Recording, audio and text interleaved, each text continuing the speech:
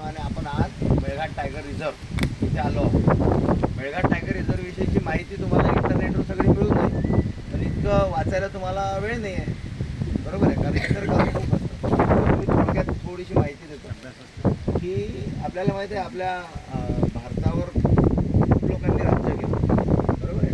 आधी मुघलांनी केलं, नंतर इंग्रजांनी केलं, त्यानंतर मग आपल्या हातात हा देश दिलेला आणि आपण तो आता व्यवस्थित निभावतो.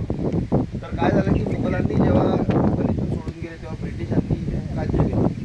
तर ब्रिटिशांना चामडीचे किंवा कातडीचे आजार किंवा त्यांना थंड प्रदेशात राहायचं असं त्यांना त्याची सवय होती, आवड होती. म्हणून जेव्हा जेव्हा ते राज्यकर्ते येत होते तेव्हा त्यांना हिल स्टेशनवर राहण्याकरिता ते राहत होते. त्यासाठी मग रस्ते पाहिजे होते. म्हणजे असे ज्या रस्त्यांनी आपण आलो हे इंग्रजकालीन रस्ते आहेत, इंग्रजकालीन पुलं आहेत. जे पुलं तुम्हाला दिसतात दगडांचे, हे सगळे आता ब्रिटिशांनी भारत सोडून चालले गेले, इथून निघून गेले. ब्रिटिशांनी त्यांचा वारसा सोडून गेले की जेवढे रेस्ट हाऊस तुम्हाला दिसतात, ज्या रेस्ट हाऊसला आज आपण भेट देणार आहोत ते सुद्धा ब्रिटिशकालीन हे आहे रेस्ट हाऊस आहे. असे जवळपास 7 ते 8 रेस्ट हाऊस मेळघाट टायगर रिझर्वमध्ये ब्रिटिशकालीन, ठीक आहे. आणि बाकीच्या नंतर आपण इंडियन गव्हर्नमेंटने तयार केले. इतिहास असा आहे की ब्रिटिशांनी हे सोडून गेल्यानंतर भारताकडे हे काम आलं. त्यानंतर खूप जास्त प्रमाणामध्ये शिकारी वाढल्या, ठीक आहे. शिकारी वाढल्या त्यामुळे वाघांची संख्या कमी झाली, हरणांची संख्या कमी होत होती आणि कोणी भलता भलता येऊन बंदूक घेऊन यायचा आणि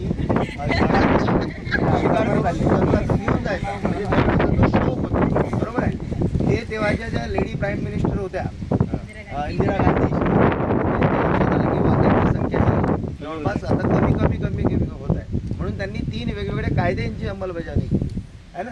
1972चा फॉरेस्ट प्रोटेक्शन ॲक्ट आहे, 1972चा वाईल्ड लाईफ प्रोटेक्शन ॲक्ट आहे, बरोबर आहे. आणि 3 असे ॲक्ट काढले की ज्याच्यामुळं प्रत्येकाला बंधन आलं, ठीक आहे. आणि या बंधनातच काही 9 टायगर रिझर्वची त्यांनी स्थापना केली भारतामध्ये. मुख्य 9 टायगर रिझर्व त्यांनी स्थापन केले. त्यामधला मेळघाट हा पहिल्या 9 मधला आहे ना. भारतातल्या 9 मधला मेळघाट आहे. तर असं हिस्टॉरिक प्लेस आपल्याला नियर बाय आपल्या अकोला सिटी इथं आहे. त्याची बाउंड्री आपल्या अकोला दिशेला इकडनं आहे, इकडे आहे, बरोबर आहे. आणि मुख्य 3 नद्या या टायगर रिझर्वमध्ये आहेत. सगळ्यात महत्त्वाची म्हणजे तापी नदी, जी महाराष्ट्र आणि मध्य प्रदेशची बाउंड्री म्हणून मध्ये मध्ये काम करते. काही भाग तिचा महाराष्ट्रामध्ये येतो, काही भाग मध्य प्रदेशमध्ये.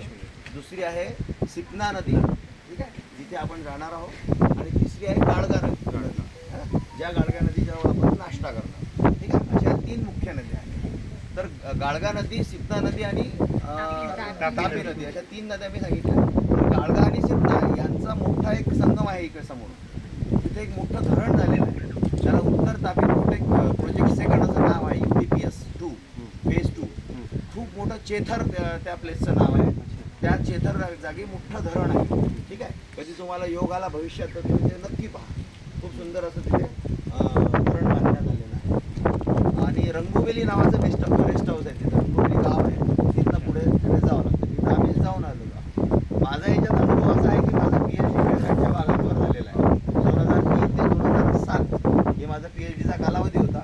तेव्हा अशा गाड्या काही नव्हत्या. आम्ही सायकलनं किंवा कधी एखादी 2 व्हीलर कोणाच्या मित्राची घेऊन असं आम्ही पूर्ण हा जंगल पिंजून काढलेला होता, ठीक आहे. माझ्यासोबत माझे वेगवेगळे मित्र यायचे आणि आम्ही इथल्या रेस्ट हाऊसवर, आम्हाला फॉरेस्टची परमिशन होती आणि त्या परमिशन घेऊन आम्ही तसं वाघांच्या ज्या विष्ठा असतात किंवा स्क्रेप मार्क असतात हे कलेक्शन करणं आणि त्याचे फोटोग्राफ केले, असा माझा स्टडी होता.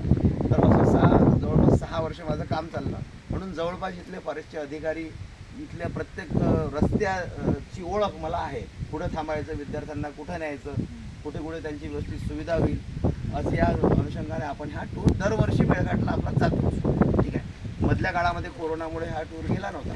तर आपण ती परंपरा अजूनही कायम ठेवतो आहे. इव्हन आमचे स्टाफ मेंबर जेवढे असतील त्यांना मी प्रमोट